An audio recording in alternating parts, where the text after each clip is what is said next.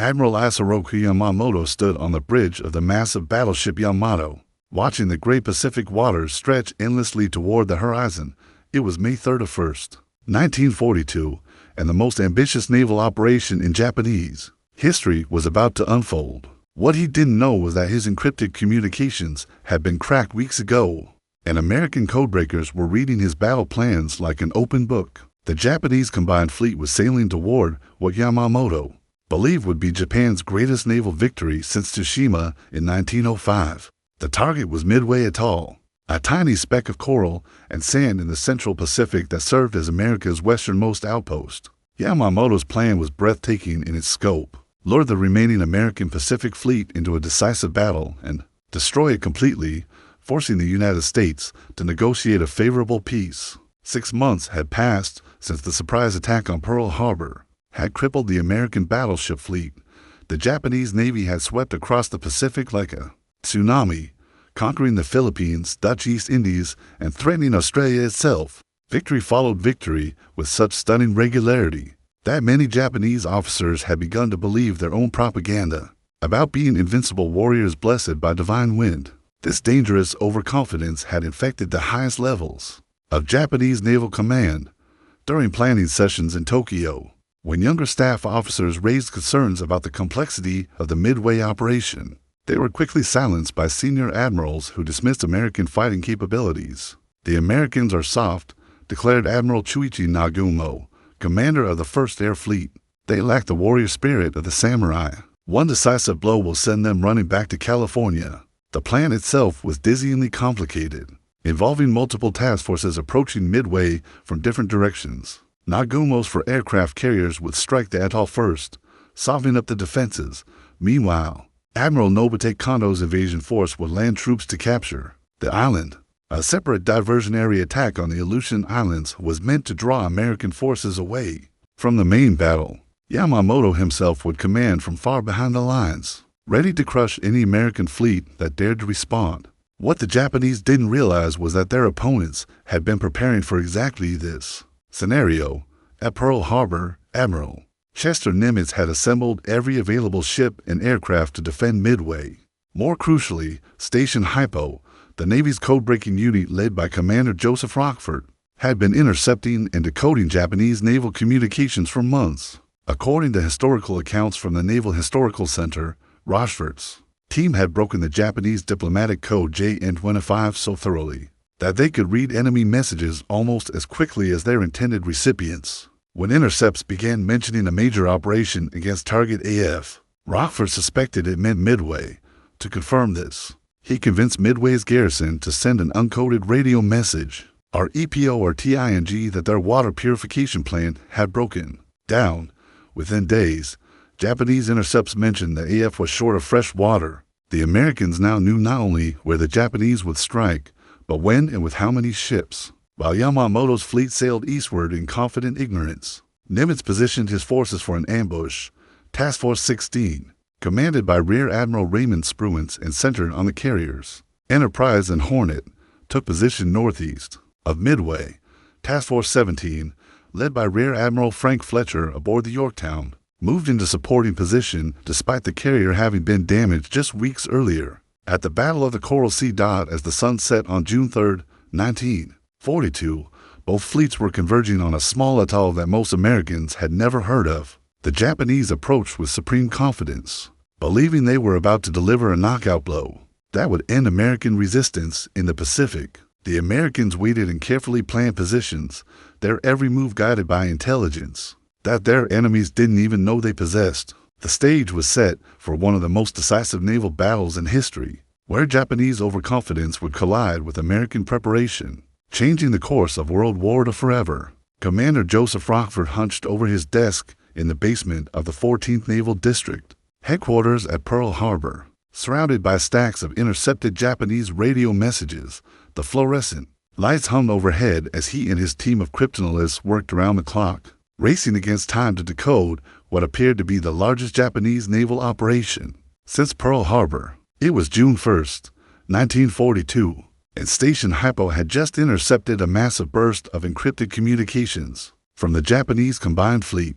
The breakthrough had come weeks earlier when Rochfort's team realized that Japanese naval code JN-25 used a complex substitution cipher that changed daily, working with captured codebooks from a Japanese submarine and countless hours of pattern analysis. They had managed to crack approximately 60% of Japanese naval communications. What they discovered sent shockwaves through American naval intelligence. The Japanese were planning something called Operation Me, a massive assault on Midway Atoll scheduled for early June. But the intelligence revealed something even more valuable. This wasn't just another raid. Admiral Yamamoto was attempting to lure the entire American Pacific Fleet into a decisive battle, where he could destroy it once and for all. The Japanese believed that losing their carriers and remaining battleships would force America to negotiate a peace settlement that would leave Japan's Pacific Empire intact. Lieutenant Commander Edwin Layton, Admiral Nimitz's intelligence officer, burst into the Pacific Fleet Commander's office with the latest decrypts. "Admiral, we've got it all," he announced breathlessly. "Ship positions, attack timing, even the weather forecasts they're using.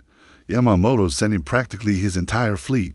For heavy carriers to light carriers, 11 battleships, and over 300 aircraft." Nimitz studied the intelligence reports with growing amazement. The Japanese plan was incredibly ambitious, but also dangerously complex. Multiple task forces would approach Midway from different directions, with precise timing required for coordination. Any disruption to their schedule could throw the entire operation into chaos. More importantly, Yamamoto had divided his forces, placing his carriers far ahead of his battleships in a formation that made mutual support difficult. Based on reporting from the Pacific War Research Society, American intelligence had identified a critical weakness in Japanese doctrine. Their carrier operations relied heavily on pre-planned strikes, with little flexibility for changing circumstances. Once their aircraft were armed and fueled for a specific mission, switching to a different target required extensive time for rearming, time they might not have in a fast-moving battle. The Americans faced their own challenges. The Pacific Fleet had been devastated at Pearl Harbor, losing 8 battleships and numerous smaller vessels. Nimitz could muster only 3 aircraft carriers against Yamamoto's 6. And one of those, the Yorktown, had been severely damaged. At the Coral Sea just 3 weeks earlier, in the Pearl Harbor Navy Yard, over 1,400 workers labored frantically to repair the Yorktown in 72 hours. A job that normally would take 3 months. Admiral Nimitz made a characteristically bold decision. Instead of waiting for the Japanese to attack Midway and then responding, he would position his carriers northeast of the atoll and launch a preemptive strike. The Japanese, expecting to achieve complete surprise, would find themselves caught off guard by American aircraft appearing from an unexpected direction. The intelligence advantage extended beyond just knowing Japanese plans. American cryptanalysts had also broken the Japanese air-to-air and ship-to-shore radio codes, meaning they could monitor enemy communications during the battle itself. Meanwhile, Japanese intelligence had completely failed to detect the American preparations. Their submarines, positioned to intercept the American fleet sailing from Pearl Harbor, had arrived late and missed Nimitz's carriers entirely. On June 2nd, as Admiral Nagumo's carrier striking force approached Midway from the northwest, they maintained radio silence, confident that their approach was undetected. They had no idea that American radar operators on Midway were already tracking their aircraft, or that Admiral Fletcher's Task Force 17 was positioned perfectly to catch them in a vulnerable moment. The intelligence war had been won decisively by the Americans, but the real fighting was about to begin. At 0 for 30 on June 4th, 1942, the Japanese carriers turned into the wind and began launching their first strike against Midway Atoll. 108 aircraft, dive bombers, torpedo planes, and fighters roared off the flight decks of the Akagi, Kaga, Hiryu, and Soryu into the pre-dawn darkness. Lieutenant Joichi Tominaga led the formation westward through scattered clouds, confident that complete surprise had been achieved. What the Japanese didn't know was that a PBY Catalina flying boat, piloted by Ensign Jack Reed, had spotted their fleet at 0530 and immediately radioed back to Midway. Many planes heading Midway, bearing 320, distance 150. The element of surprise that Japanese planning had depended upon was already lost. On Midway itself, the American garrison had been preparing for this moment for weeks. Colonel Harold Shannon commanded a mixed force of Marines, Navy personnel, and Army Air Force units that had been reinforced specifically for the expected attack. As air raid sirens wailed across the tiny atoll, fighters scrambled to intercept the incoming Japanese formation, while ground crews rushed to get every available bomber airborne. Before the enemy arrived, the first clash came at 0616, when 26 American fighters, a mixture of outdated F-2A Brewster Buffaloes and newer F-4F Wildcats, met Tomonaga's formation. 30 miles northwest of Midway, the Japanese Zero fighters, superior in speed and maneuverability, quickly gained the upper hand. Within minutes, 15 American fighters had been shot down, though they managed to disrupt the Japanese bomber formation and shoot down several enemy aircraft. As reported in Samuel Eliot Morrison's comprehensive naval history, the Japanese bombing attack on Midway was devastating but not decisive. Tomonaga's bombers struck the airfield, fuel storage tanks, and defensive positions, causing significant damage and casualties. However, the runway remained operational, and many of the island's aircraft had already taken off.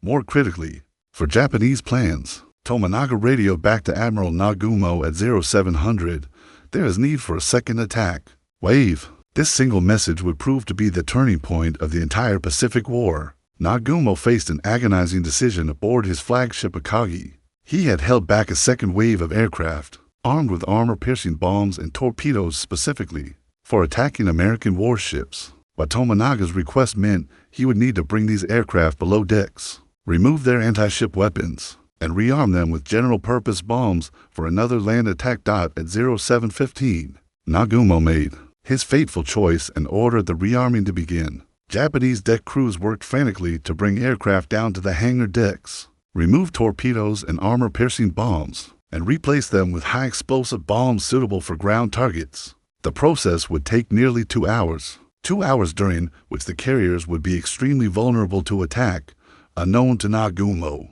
American bombers from Midway were already inbound to his position. At 0705, for Army B-26 Marauders had taken off from Midway in a desperate low-level torpedo attack, flying at wave-top height to avoid Japanese combat air patrol. They approached the Japanese carriers from the south. The attack was suicidal. The B-26s were never designed for torpedo work, but it demonstrated American determination to strike back regardless of odds. The Marauders' attack failed completely, with 2 aircraft shot down and no hits scored on Japanese ships. But it served a crucial purpose. It convinced Nagumo that American land-based aircraft remained a serious threat, reinforcing his decision to prepare a second strike against Midway, rather than keeping his bombers armed for naval combat. Even more significantly, at 0728, a Japanese reconnaissance seaplane reported spotting American warships to the northeast, exactly where Admiral Fletcher's carriers were positioned. But the pilot's message was incomplete and confusing, reporting only 10 ships without specifying their type. Nagumo desperately needed to know if American carriers were present, but the reconnaissance pilot was maintaining radio silence. As Japanese deck crews continued their frantic rearming process, American carrier aircraft were already warming up, their engines 175 miles away, preparing for the attack that would change history. Admiral Chuichi Nagumo stood on the bridge of the carrier Akagi, sweat beading on his forehead despite the cool morning air. It was 0830 on June 4th, and conflicting reports were flooding into his flagship from every direction. The reconnaissance plane had finally clarified its earlier report. The American ships included at least 1 carrier, but Nagumo's aircraft were caught in the worst possible situation, half armed with bombs for land attack, half disarmed for naval combat, and none ready for immediate launch. The Japanese admiral faced an impossible decision. His first strike against Midway was due to return shortly, and would need to land immediately for refueling and rearming. His hangar decks were cluttered with aircraft, ordnance, and fuel lines as crews frantically tried to prepare for a second strike, and now American carriers were somewhere to the northeast, possibly preparing their own attack.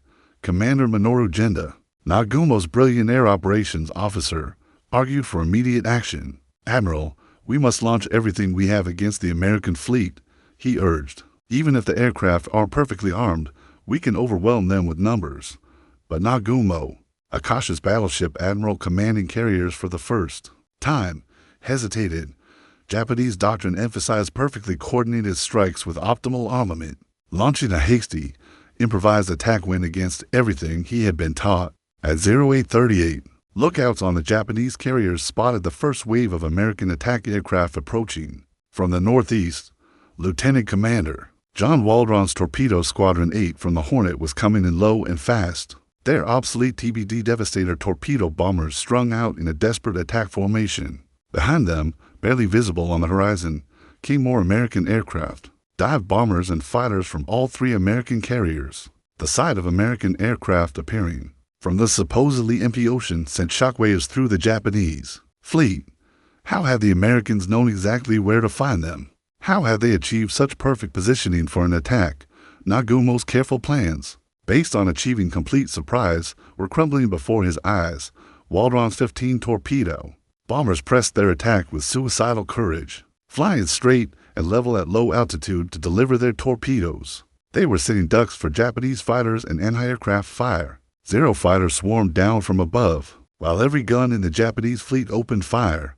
Within minutes, all 15 Devastators had been shot down. Waldron himself died at the controls of his aircraft, and only one member of his squadron survived the war. The massacre of Torpedo Squadron 8 was repeated minutes later, when Torpedo Squadron 6 from the Enterprise arrived at the Japanese fleet.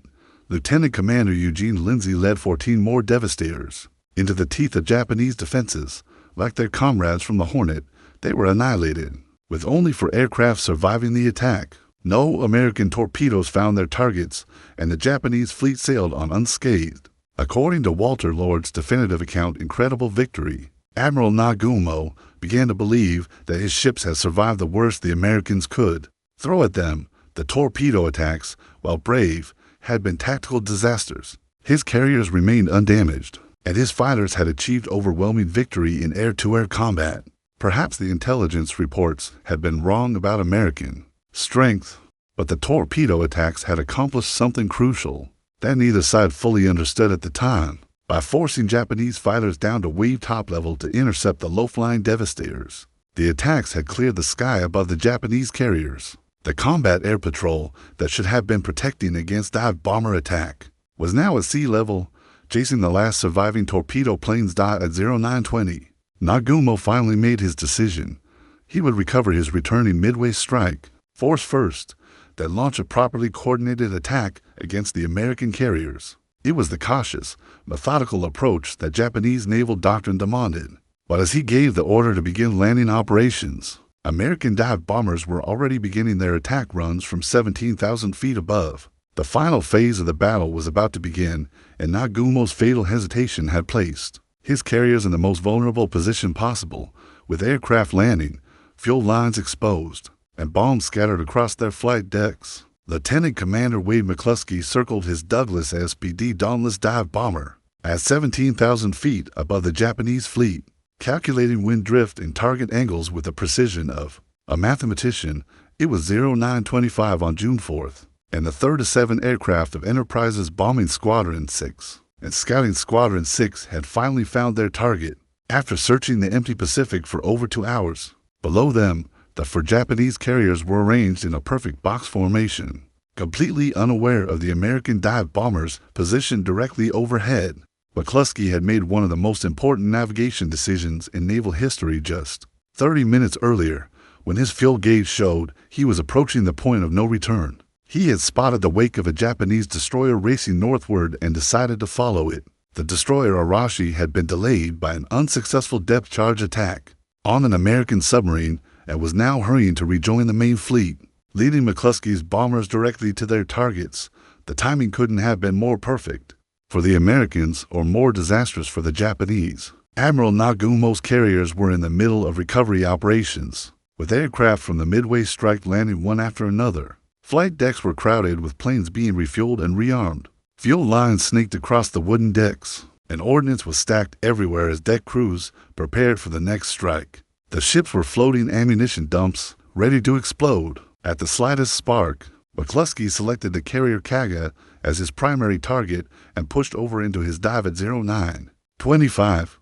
Behind him, the other Enterprise dive bombers followed in sequence, their aircraft screaming down through clear blue sky at terminal velocity. The Japanese, focused on landing operations and low-level combat air patrol, had no fighters positioned to intercept high-altitude dive bombers. The first bomb hit Kaga's flight deck at 0926, penetrating to the hangar deck before exploding among fueled and armed aircraft. The blast ignited aviation gasoline and secondary explosions rippled through the ship.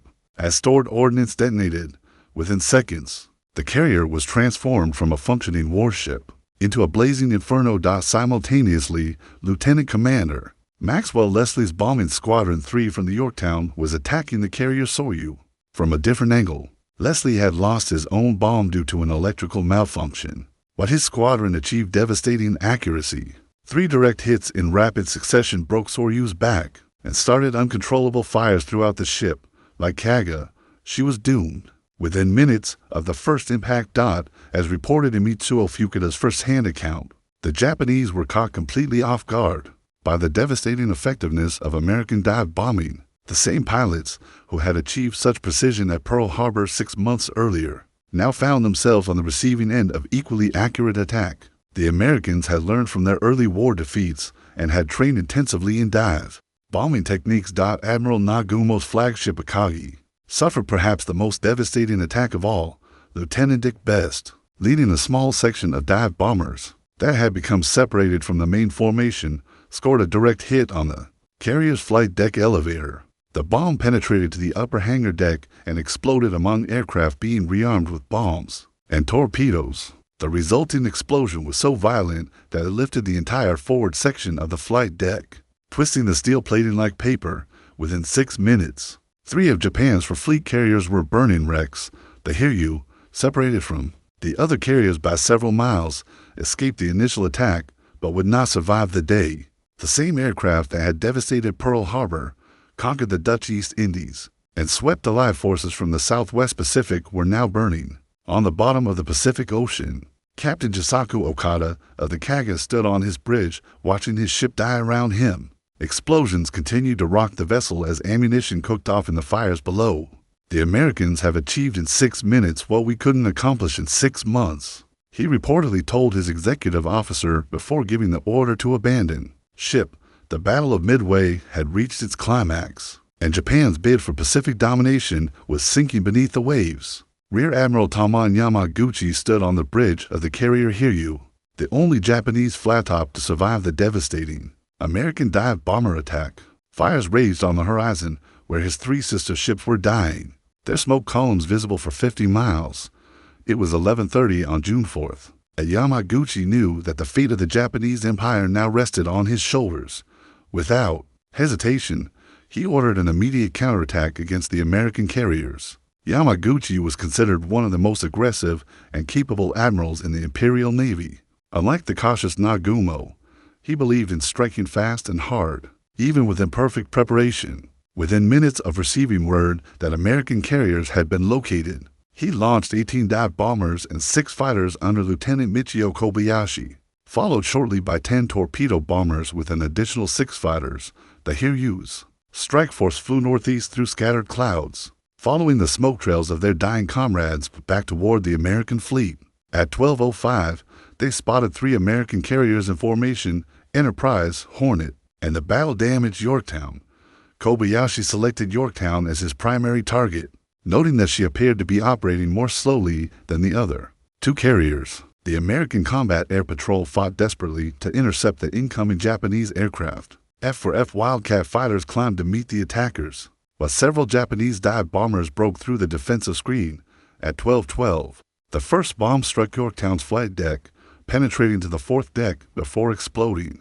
The blast killed or wounded 66 men and started serious fires throughout the ship. 2 more bombs hit Yorktown in rapid succession. The second bomb destroyed her radar and communications equipment, leaving the carrier deaf and blind.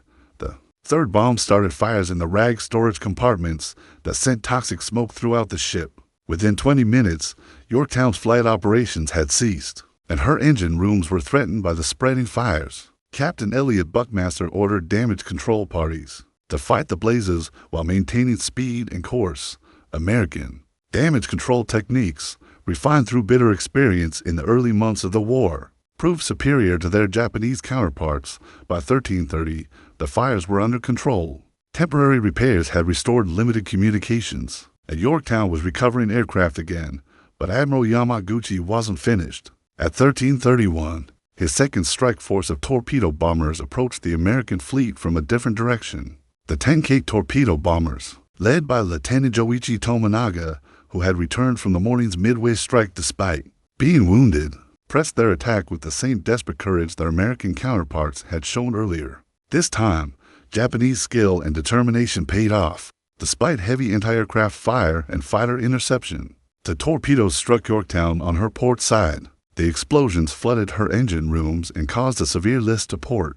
Power failed throughout the ship, and Buckmaster reluctantly ordered abandoned ship at 14:55, believing his vessel was doomed.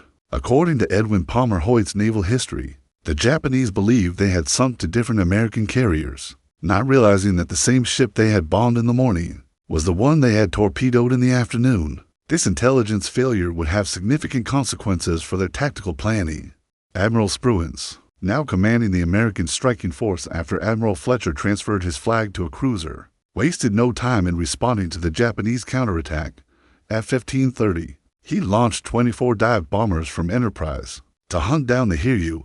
The American pilots, veterans of the morning's successful attack, flew through deteriorating weather conditions to find their target at 17:05. The Enterprise dive bombers found Hiryu attempting to recover her aircraft after the second strike on Yorktown. Like her sister ships that morning, the Japanese carrier was caught at the worst possible moment, with aircraft landing, fuel lines exposed, and ordnance scattered across her decks. For direct hits in rapid succession turned Hiryu into a blazing wreck, sealing the fate of Japan's carrier striking force. As the sun began to set on June 4, 1942, for Japanese aircraft carriers lay burning or sinking in the Central Pacific, Japan's bid for naval supremacy had been shattered in a single day. Admiral Isoroku Yamamoto sat in stunned silence aboard the battleship Yamato, as radio reports filtered in from the disaster unfolding 300 miles to the northeast.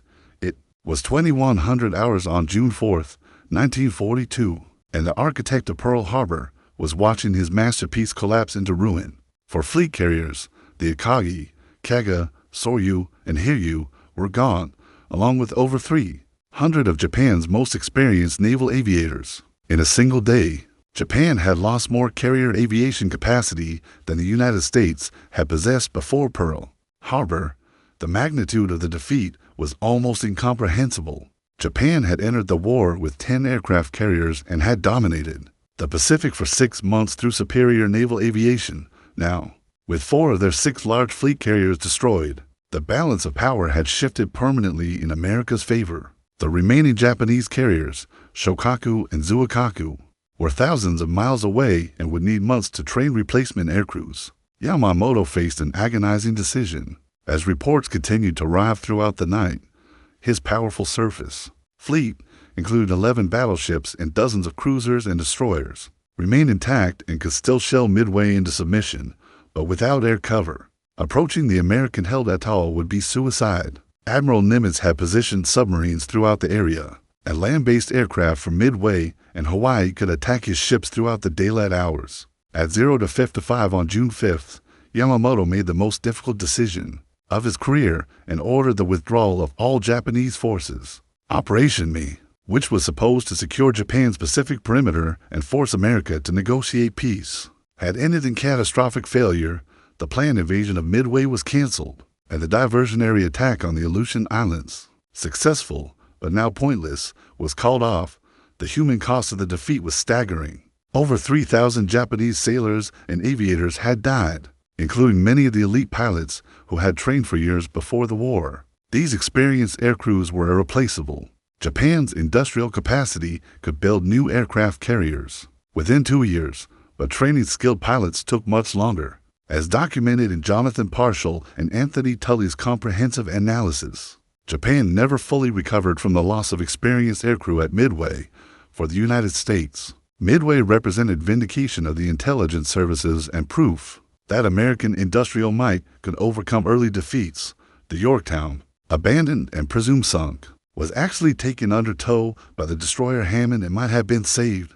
However, on June 6th, the Japanese submarine I-168 torpedoed both ships, finally sending the gallant carrier to the bottom along with the destroyer. The strategic implications of Midway extended far beyond the immediate tactical results. Japan's offensive capability in the Central Pacific was permanently crippled, forcing them into a defensive posture for the remainder of the war. The planned invasions of New Caledonia, Fiji, and Samoa were canceled, ending Japanese expansion toward Australia and New Zealand. More importantly, the initiative in the Pacific War had passed permanently to the United States. Emperor Hirohito, informed of the disaster in a private audience with Navy Minister Shigetaro Shimada, reportedly sat in silence for several minutes before asking, "How could this have happened?" The answer lay in the fatal combination of overconfidence, poor intelligence, and divided command that had plagued Japanese planning from the beginning. Admiral Nimitz, reviewing battle reports at Pearl Harbor, understood immediately that June 4, 1942, marked the turning point in the Pacific War. The Japanese came to Midway seeking decisive battle. He wrote in his official report, "They found it, but not the outcome they expected." Within 18 months, American shipyards would be launching new Essex-class carriers at a rate of one per month, while Japan struggled to replace their losses. The Battle of Midway proved that wars are won not just by courage and skill, but by intelligence, industrial capacity, and the ability to learn from mistakes. Japan had ignored the risks and paid the ultimate price. The loss of their Pacific Empire and the beginning of their march toward defeat, the rising sun, that had seemed so bright after Pearl Harbor, was now setting over the vast Pacific, never to rise again with such power and glory.